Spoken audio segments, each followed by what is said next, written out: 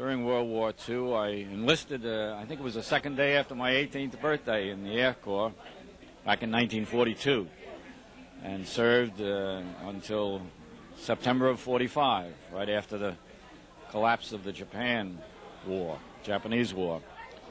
And it was an amazing period for anyone's life at that point. America, you just can't believe today what happened during those few years, and it's wonderful that this 50th anniversary of Normandy gives us all a chance to look back, and the youngsters to look over what happened at that period of time, to be able to truly appreciate our great United States.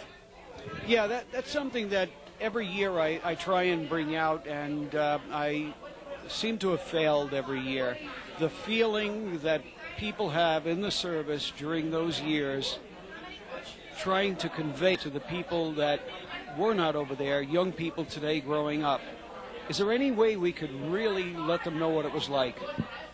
I don't think so. I think it's just the fact that we were so unexpectedly attacked by the Japanese at that time that nothing could have unified this country more.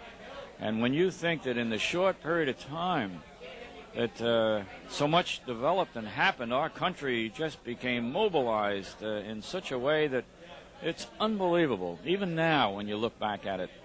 And when you think that, as I do now, I was a pilot in World War II, and in 1942 and 3, when we were building up our strength in the air, that's only a few short years after Lindbergh flew across the Atlantic. Now, when you look at it today, he went across the Atlantic in 1927, and in 1943, we were flying thousands of four-engine bombers over Europe and Japan, and single-engine fighters.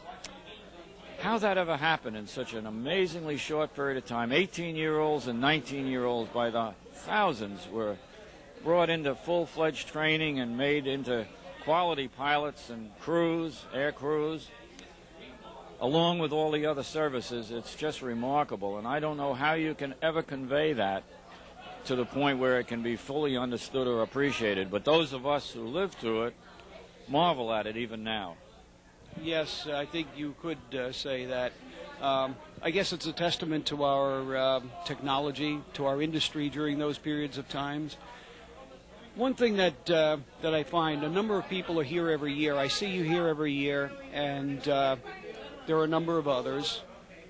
They put a big effort into what they're doing, and they bring off the service, I guess, befitting of the people that the service is really there for.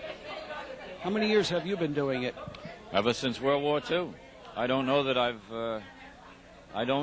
ever missed a year since I came home from the Air Corps, and it is true.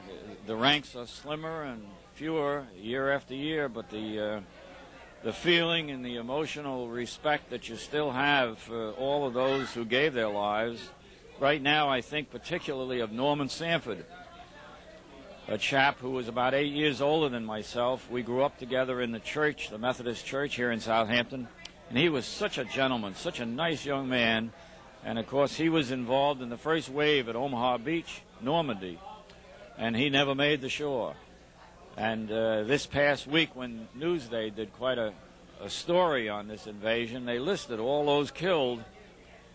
And in Suffolk County, there were only 5. When you look at the list all through Nassau, Queens, New York City and all, and realize that only 5 from Suffolk County were actually killed on Normandy, with 260,000 men that were involved and women, it's remarkable. This was a sleepy, quiet little area with not anywhere near the numbers of people that there are now. And I suppose that some of us are very determined to keep the basic light shining for those that should and hopefully will learn of what an unbelievable expense World War II was to America. Something that distressed me, I understand that last evening some people destroyed some of the lights. That's true. Just Friday evening, the VIAS dedicated a beautiful new lighting of the World War I monument, making it look a little bit like the monuments down in Washington, D.C., the way the lights come up from out of the ground and inside, making shadows and beautiful, subtle picture of that monument. And to think that just 3 days later, someone would vandalize it. But the point that must be made, and I'm hoping that will happen if that was found this morning, that the lights will be repaired and back on by tonight, to show that we are not going to be done in by any such thing as someone who disrespects things of this sort. It was the same as when I was mayor one year.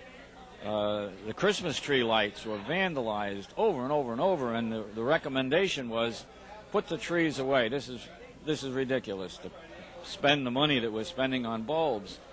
But most of us decided we would not accept that kind of an approach. And we took a very firm hand and went out, and we, just in a matter of a few nights, caught all the kids that were involved, and it ended quickly. Graffiti's the same way. Southampton does not have much graffiti because we've made a habit of painting right over it the morning it's seen, not to give any satisfaction to those that are trying to disrupt. This must be treated the same way.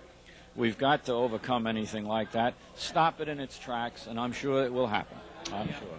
Well, I thank you very much for spending some time with us, and I hope we will see you next year. That's for sure, and I want to tell you, Charlie, you do a fine job. It's good for the community. Your input and your approach to it all is good for Southampton all the way around, and I think you deserve thanks, too, with your way of which you're handling all these different activities and seeing that public television benefits from it. Thank you. Well, that makes it all worthwhile, and I thank you very much.